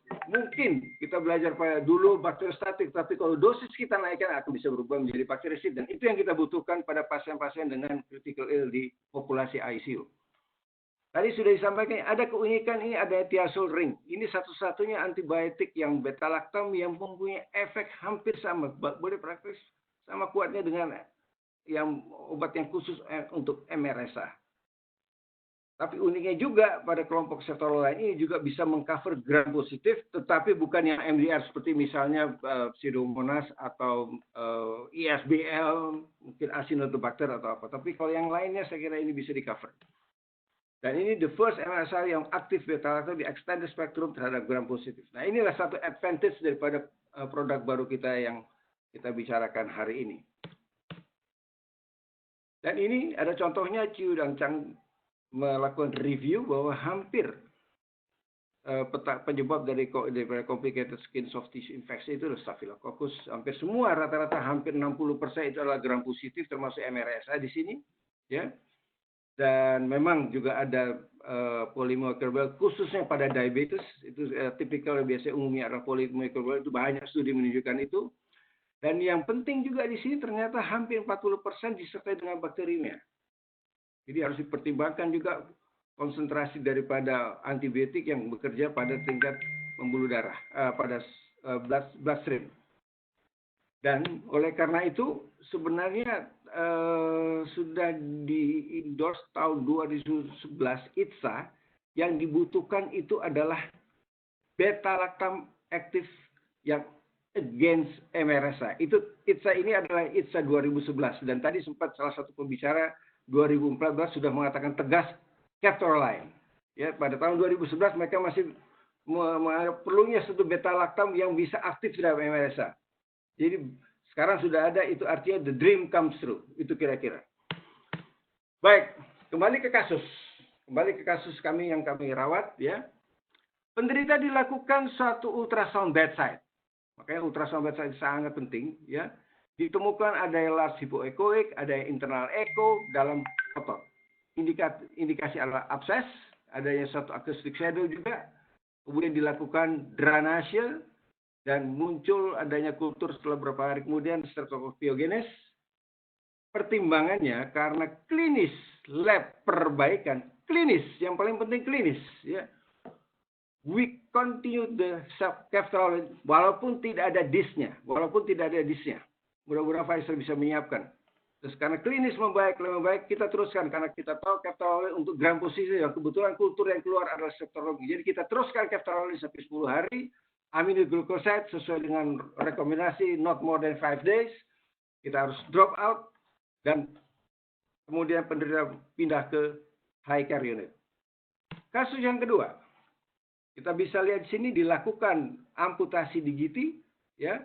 Dan ternyata sputum kulturnya di sini ada yang muncul ada Klebsiella pneumoniae yang bukan ISBL. Tissue culture itu not growing. Saya kira mungkin teknik pengambilan kultur pada jaringan mungkin kurang tepat mungkin, ya, sehingga tidak ada pertumbuhan kuman. Tapi oke, kita lakukan evaluasi klinis. Ini semua saya buat singkat tentunya ya.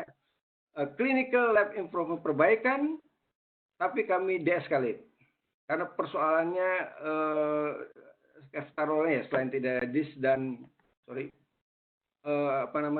ya saya pikir ada masalah di pneumonia juga ya, terus kami pikir ya sebaiknya kita deeskalasi menggunakan piperacillin tazobactam karena itu yang sensitif dan kita berikan hampir 10 hari dan hari ke-14 dia pindah ke ICU dan kita bisa lihat di sini kebetulan infeksi yang pada lobus kanan bawah itu perbaikan dan yang lebih penting juga adalah klinis kadang-kadang klinis membaik perbaikan paru agak terlambat dari resolusi daripada X-ray. Jadi mungkin yang bisa saya simpulkan di sini adalah assessment daripada kasus kedua. Kasus ini adalah NIDDM, hypertension, pyomyositis dan sepsis. Kasus yang kedua adalah geriatric problem, NIDDM, recurrent stroke, cellulitis dan sepsis.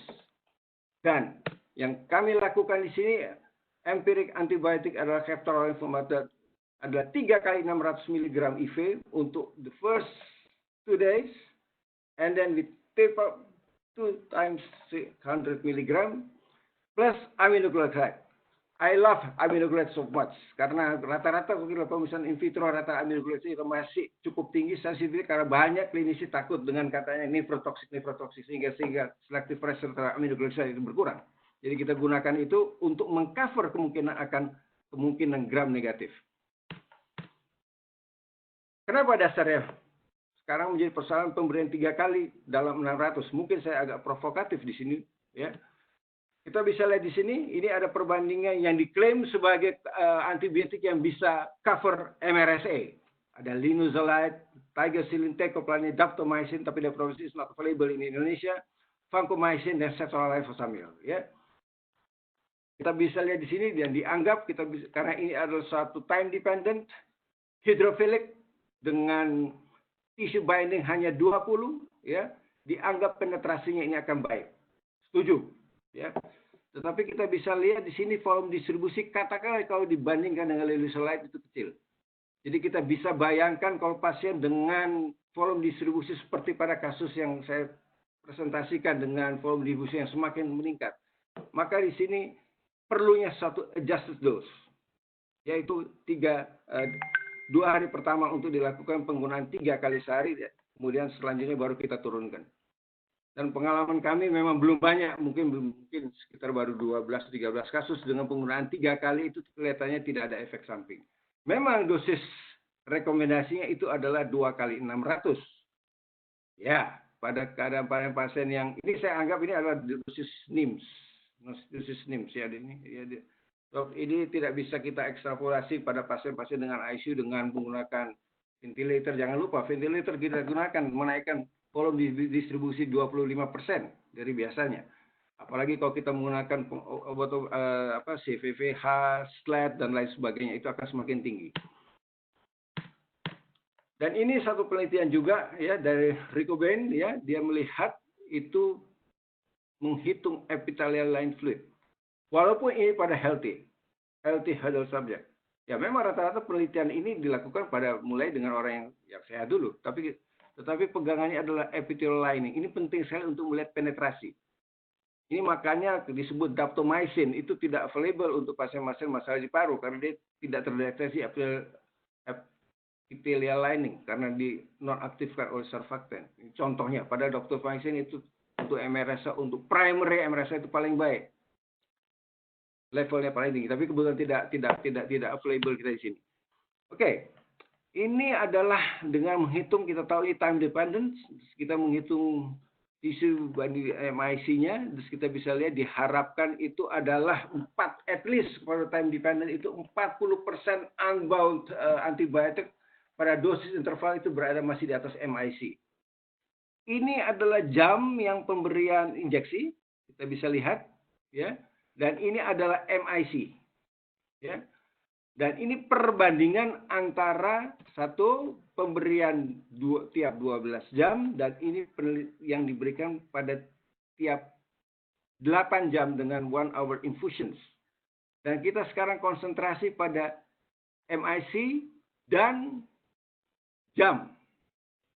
Sejawat sekalian, kita bisa lihat pada saat jam ke-17 saat pemberian injeksi atau jam ke-20, itu terjadi penurunan daripada konsentrasi yang unbound antibiotics.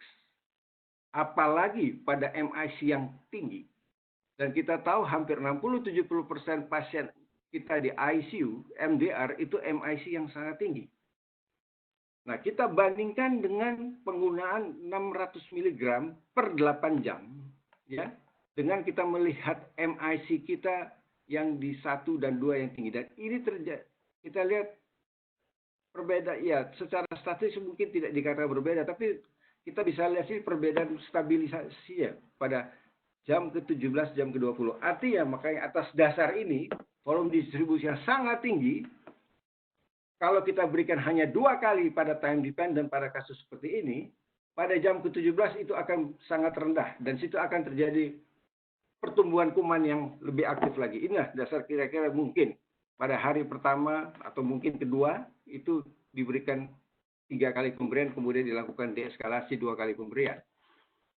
So, my personal suggestions, if the clinical scenario adalah seperti ini, pasien tambah toxic, unstable, menggunakan ventilator, Apache score atau mungkin SOFA score, peranjakan 2 atau di atas 2, ada comorbid, diabetes, stroke, dan cirrhosis pasti biasa hipoalbumin, ya, dan fungsi ginjalnya itu perbaikan, disertai dengan keadaan skin soft tissue yang kelihatannya clinical signs deeper infections, ada Ebola, skin slouching, dan krepitasi misalnya, berkali-kali dilakukan insisi, gagal, nanah lagi mungkin, drainasenya tidak efektif, dan biasanya akan diberikan suatu oral cephalosporin, quinolone yang lama. Mungkin kalau saya bisa usulkan, ya kita berikan ceftaroline fosamil 3 kali 600 pada hari pertama atau hari kedua, tergantung. Kita lihat kalau fungsi ginjal agak sedikit ya mungkin cukup 1 hari mungkin untuk melihat pada 17-20 jam pertama kalau kita menggunakan dosis NIMS itu akan turun, itu kira-kira dasar pemikirannya. Dr. Asih, mungkin saya kira ini adalah slide saya yang terakhir. Ya, pertama, early detection assessment of potential life-threatening. Jadi early deteksi potensi perburukan atau sepsis itu esensial. Airway secure hemodynamic optimized at first, itu yang kita lakukan. Early appropriate adequate antibiotic therapy itu penting sekali, dan melihat pasien harus secara keseluruhan apakah shock atau tidak, apakah ada lokasi infeksi di mana, ada malnutrition mungkin, atau sering menggunakan konsumsi obat yang berapa lama antibiotiknya, dan tidak kalah pentingnya itu adalah local epidemiology, dan kekurangan kita di Indonesia local epidemiology itu sering terlupakan, tidak ada data yang lengkap. Itu harus diperhitungkan. Dan yang terakhir, heptalusin juga bisa sebagai empirik antibiotik pada complicated skin soft tissue. Terima kasih atas perhatian, mudah-mudahan bermanfaat. Saya kembalikan kembali kepada Dr. Asih. Ya. Terima kasih. Terima kasih Dr. Franz. Pengalamannya sangat menarik. Berani nembak-nembak dengan antibiotik high dose. Oke. Ya, kepada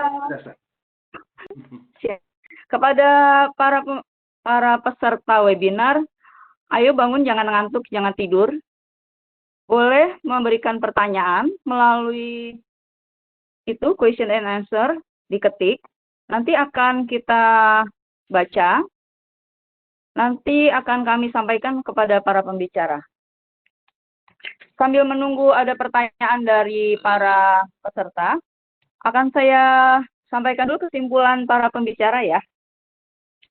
Dari Dr. Ruli, complicated skin and soft tissue infection itu perlu diketahui dulu organismenya dulu. Kebanyakan MRSA. Bila terjadi sepsis, perlu dilakukan source control. Dan perlu diberikan antibiotik yang appropriate dan adequate. Appropriate itu menyangkut jenis antibiotiknya dan adequate menyangkut dosisnya. Dari Dr. Nevi, sekarang ditemukan cephalosporin generasi kelima yang bisa mengatasi untuk MRSA dan polymicrobial infection.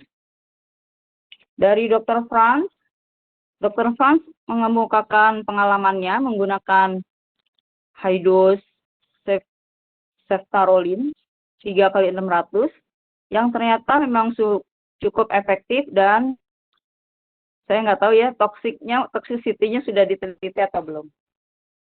Begitulah kesimpulan dari 3 pembicara. Apakah sudah ada yang bertanya ya? Kalau belum ada yang bertanya, boleh nggak nih saya nanya nih ke para speaker mewakili para pembicara, peserta? Boleh ya? Kepada Dr. Ruli? Ya. Ya boleh, Dr. Nevi? Dibaca, Dr. Nevi.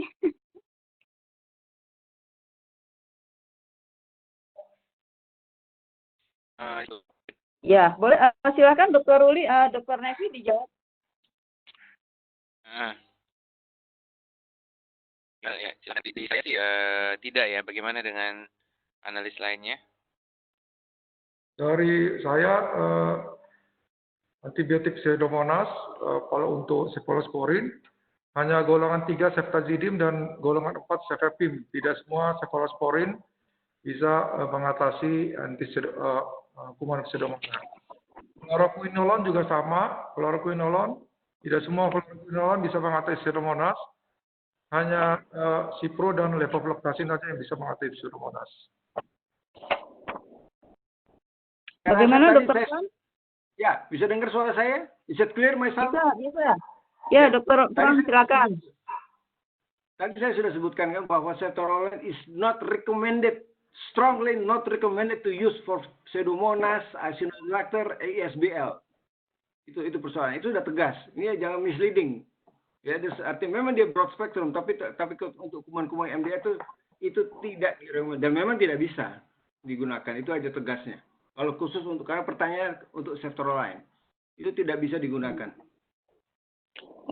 Ini pertanyaan yang sama yang hampir saya ajukan tadi, Dok. Ini kan lagi musim COVID ya. Di COVID itu kan terjadi co-infection dan super infection. Nah, kita kan memberikan antibiotik bisa sampai 3 macam tuh. Tadi saya ingin tanya, apa bisa nih ceftaroline sebagai single agent? Gitu. Saya tadi hampir nanya itu juga. Karena Dr. Nevi tadi menyatakan itu bisa buat polymicrobial infection. Saya bisa jawab? Ya, silakan Dr. Franz. Dr. Franz kan gurunya infeksi nih. Enggak dong. Sama-sama kita. Gini, saya justru saya berharap, saya juga agak bingung juga ya. Saya agak bingung mungkin karena, yaitu saya katakan tadi, bahwa COVID ini membuat kita belajar lagi. Coba Anda lihat, tidak ada guidelines yang tetap. Tidak ada guidelines yang mengatakan kalau MDR di luar MRSA pakai ini enggak. Jadi kalau semua saya obatnya macam-macam dikasih. Nah, justru kalau kita lihat yang jadi sebenarnya kata kuncinya itu adalah kita punya peta kuman kita di rumah di ICU kita itu apa? Ini yang sekarang-kadang juga susahnya di situ. Kebetulan di tempat saya itu ada 2 tempat ya. Itu cukup sebenarnya cukup baik. Itu gram positif itu banyak sekali.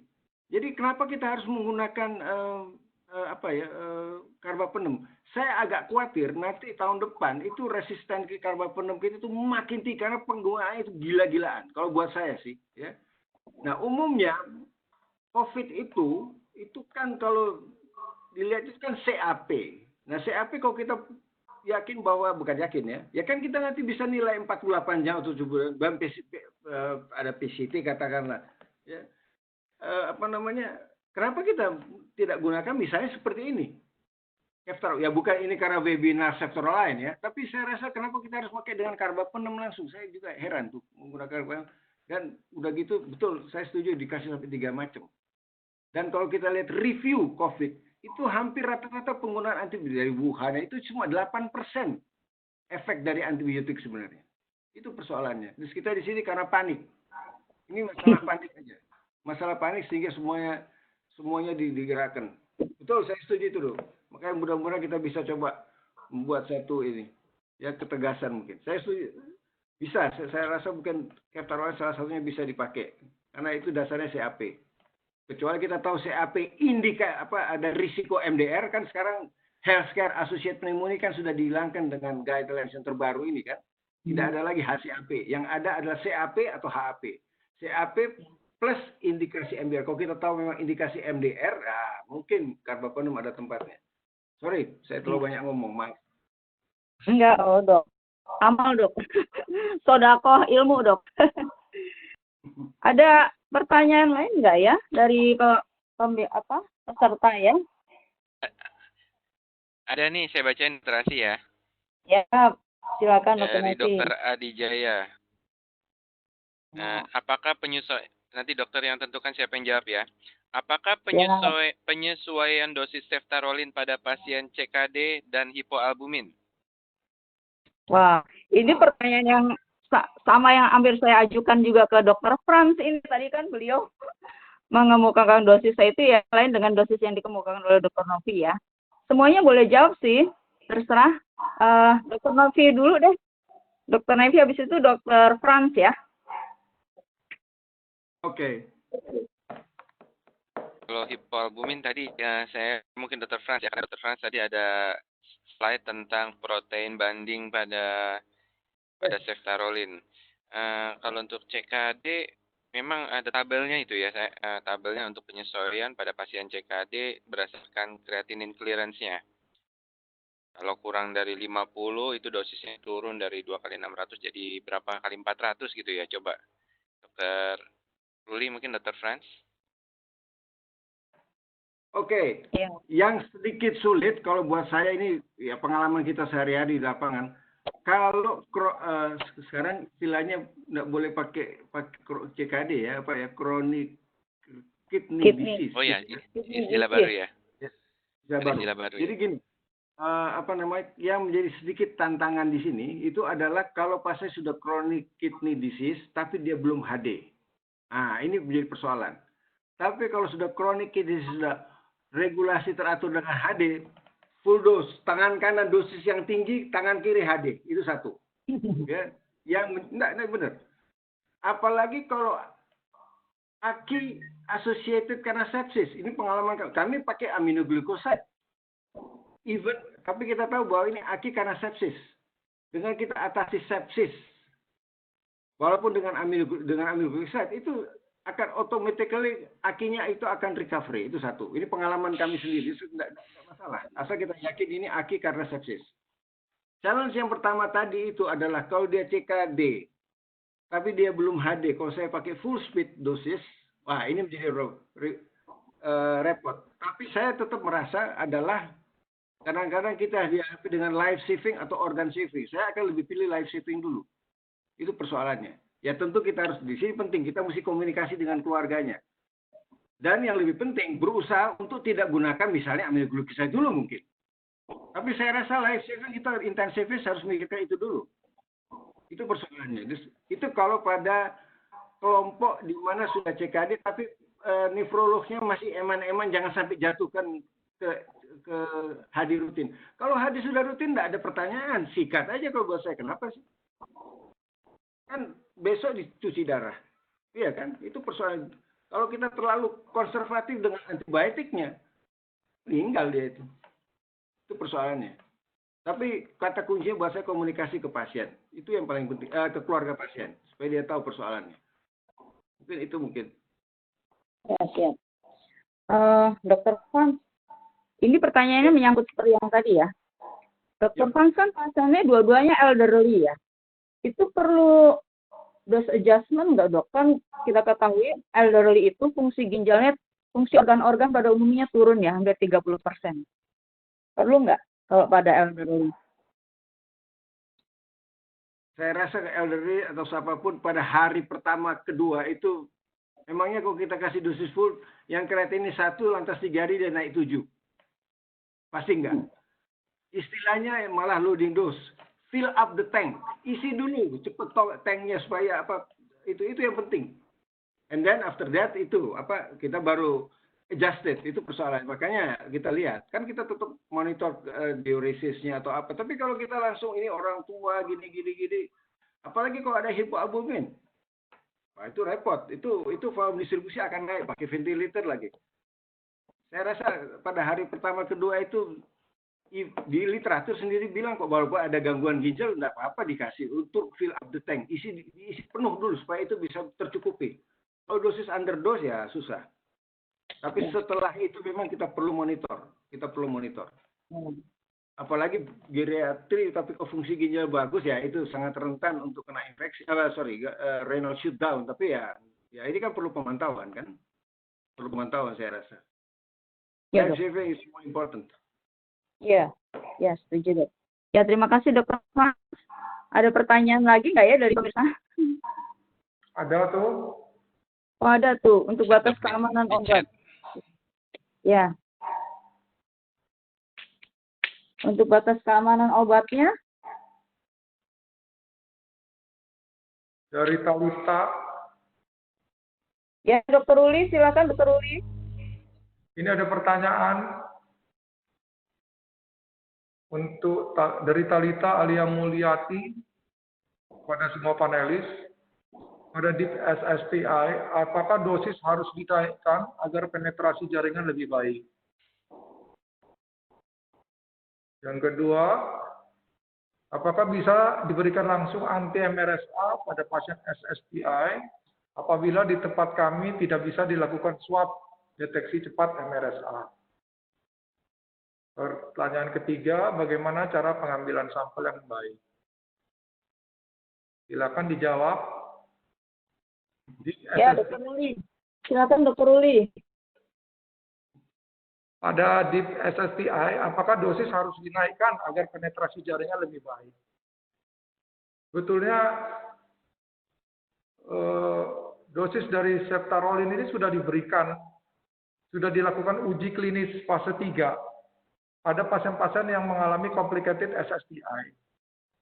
Jadi kalau berdasarkan literatur, mestinya ya kita harus ikutilah dosis yang standar dari itu, karena kan ini belum diselidiki apakah ada efek sampingnya dari pemberian dosis yang memang tidak direkomendasikan oleh pembuatnya dari uji klinisnya. Jadi kita lihat aja dulu per 12 jam dosisnya 600 mg, kita perhatikan efek terapinya. Kalau ada perbaikan berarti memang sudah tepat pada pasien ini. Kalau tidak ada perbaikan mungkin jenis kumannya lain. Ya kan? Gitu. Oke. Dari Dr. Nevi ada tambahan atau Dr. Franz? Oke, mungkin saya tambahkan sedikit. Gini, Dr. Nevi. Dr. Nevi mau bicara. Silakan, Dr. Nevi. Dr. Nevi. Enggak. Tidak. Silakan. Gini, tadi mungkin tadi sempat lihat 4 slide saya yang terakhir. Pada orang normal, pada healthy adult subject, itu jam ke-16, jam ke-17, itu pemberian 2 kali 600, itu sudah terjadi penurunan hampir ada yang sampai cuma 60%. Rendah. Ini orang normal loh ini. Apalagi spesifik populasi seperti kita ICU. Iya kan? Di mana volume distribusinya sangat tinggi, hipoalbuminemi, iya kan? Bahkan seperti yang pada awal-awal dilakukan resusitasi mungkin sampai clearance-nya akan keluar banyak mungkin, itu akan lebih rendah lagi. Oleh karena itu maaf, makanya saya sudah minta izin kepada provider Pfizer. Ini my daily practice. Pada hari pertama kedua harus saya provokatif dalam tanda kutip ya. Ya seharusnya coba dilakukan istilahnya, mungkin kalau dulu time itu ada yang namanya loading dose. Nah itu maksud saya, itu fill up the tank, isi tanknya. Itu terus lakukan. Dan kita kan ICU kan ada 24 jam di situ. Titrasi monitor antisipasi, titrasi monitor antisipasi. Itu persoalannya saya rasa itu bukti kan. Subjek yang normal aja itu aja turun pada jam ke-16. Nah kalau diberikan, saya pikir tidak apa-apa diberikan, tapi kita pantau. Maaf, tapi sekali lagi saya bukan sudah 100 kasus, saya berani ngomongin. Persoalannya kita di sini tidak ada therapeutic drug monitoring. Nah, kalau ada therapeutic drug monitoring, ini menjadi lain persoalannya. Mungkin kadang-kadang kita tidak perlu sampai 3 kali pemberian, loading dose. Sekarang kita bisa lihat. Itu persoalannya. Terus kita di sini, ya kadang-kadang bisa feeling based medicine. Artinya, coba-coba hari kedua, memang betul. Karena ada satu waktu loading dose itu juga dibantah. Karena yang ditakutkan akumulasi. Itu persoalan. Tapi sekarang mulai muncul lagi loading dose. Termasuk colistin, kok bisa loading dose juga. Itu persoalannya. Terus kira-kira itu. Jadi makanya sini ada juga pertanyaan saya baca juga buat Dr. Franz, apakah pemberian high dose 3 kali 600 untuk 2 hari pertama juga sudah adalah strategi cegah resistensi? Saya bisa bilang saya belum bisa kita buktikan, tapi kalau kita anggap Cmax kita tetap karena dia time dependent stabil berada di atas lebih dari 40%, ya, yang intervalnya ya lebih dari 40%, apalagi lebih saya kira enggak mungkin. Tapi kita perlu buktikan. Ini asumsi juga. Itu kira-kira. Yang penting kita modifikasi ini, kita mesti lihat efek sampingnya apa. Itu persoalan. Makanya dalam bukan klausul atau apa, kalau bisa yang fungsi ginjalnya normal juga. Itu kira-kira. Ya. Oke, mungkin itu. Ada lagi? Dr. Franz,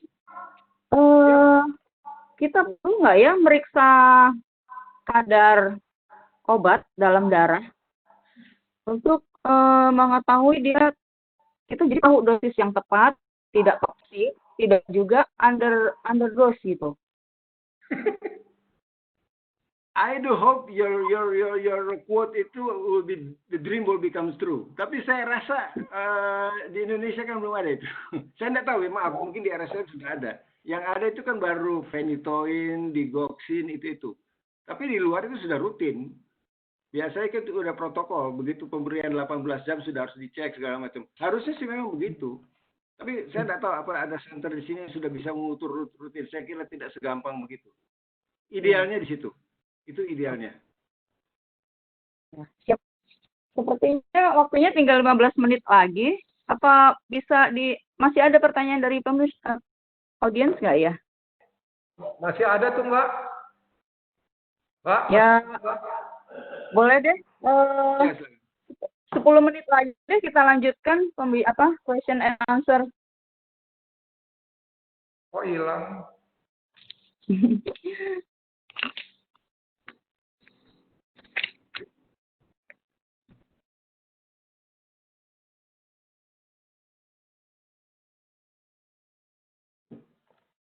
Apa pertanyaannya?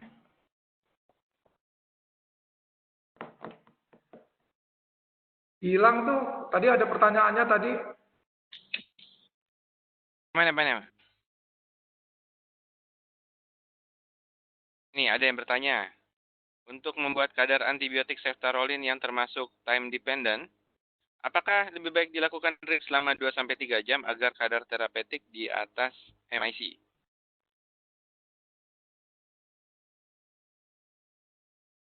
Ya. Begini. Aduh, masa mungkin terus. Protokolnya sih 1 jam ya, Dok ya? Iya. Nah, itu yang membedakan mungkin. Kalau direkomendasi 1 jam. Ini persoalannya kalau kita buat lebih dari, memang tujuan daripada pemberian sering menggunakan extension infusion itu teknik untuk pada time dependent. Tetapi ini kan persoalannya kestabilan dia kalau di luar 1 jam. Kan dari Saya sebut Pfizer aja lah. Itu merekomendasi 1 jam. Nah, itu yang saya rasa sementara kita gunakan yang itu. Karena masih ingat dulu penggunaan carbapenem, meropenem itu sempat dibuat 24 jam kontinu, tapi ternyata meropenem hanya stabil untuk 3 jam. Jadi itu hati-hati. Apalagi kalau kita menggunakan yang maaf mitu, wah kita kan nggak tahu stabilisasinya. Tapi kalau original mungkin bisa ya. Terus artinya hati-hati di sini memang yang dikhawatirkan kalau tidak dengan sesuai rekomendasi. Saya kira karena ini 1 jam, kalau kita berikan 2 jam tujuannya agak extension, tapi mungkin dia sudah nggak stabil. Itu persoalannya. Jadi saya rasa mungkin 1 jam aja diberikan dulu. Itu persoalannya. Stabilitas dalam sering pump dalam suhu ruangan ICU kita itu mesti diteliti. Kalau kalau dikatakan 1 jam itu kan berarti sudah diuji oleh peneliti. Stabil. Yang penting ini stabil, itu aja.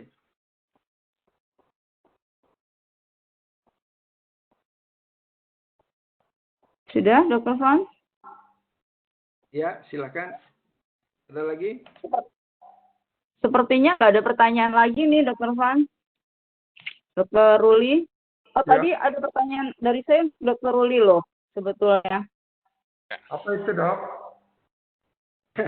Ini kan tadi Dr. Ruli itu menyarankan kita tahu ya, mikrobial penyebab si SSTI-nya ini. Nah, kan kebanyakan katanya MRSA ya. Iya. Nah, bisa nggak itu MRSA itu kita jadikan first drug? Jadi Kan pada Jadi tergantung dari pola kuman di rumah sakit itu. Karena setiap rumah sakit kan berbeda-beda. Rumah sakit saya jarang positif gram positif fokus, terutama MRSA. Jadi kenapa kita harus memberikan antibiotik yang anti MRSA? Tapi kalau di suatu rumah sakit memang kejadian MRSA-nya tinggi, di atas 30% sampai 50%, ya silakan. Karena itu kan empiriknya menggunakan antibiotik MRSA. Itu loh, Dok. Oh iya ya. Setuju, Dr. Ruli. Dr. Ruli, Ya, good Dok. point. Good point itu. Itu betul itu. Terima kasih Karena- banyak, Dokter. Ya, soalnya begini, tadi kan ada pertanyaan pemberian apa tadi khusus untuk MRSA. Jadi saya tidak terlalu setuju ya.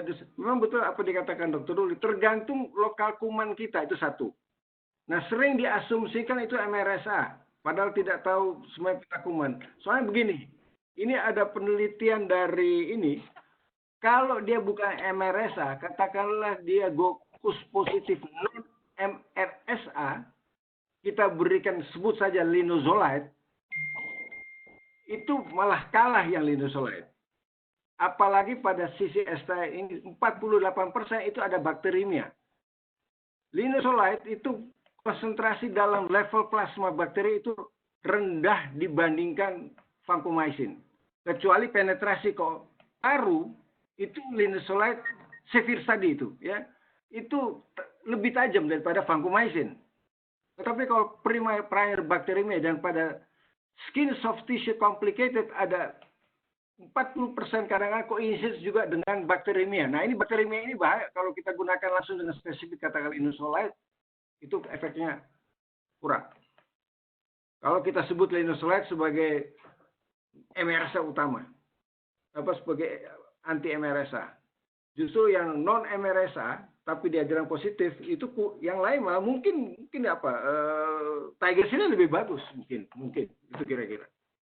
Oke? Ya, terima kasih. Saya setuju Dr. Ruli. Yang penting apa memang tempat saya juga cuma 7% tuh 5% kurang MRSA. Terima kasih Dr. Franz atas tambahannya. Sama-sama. Oke. Terima kasih.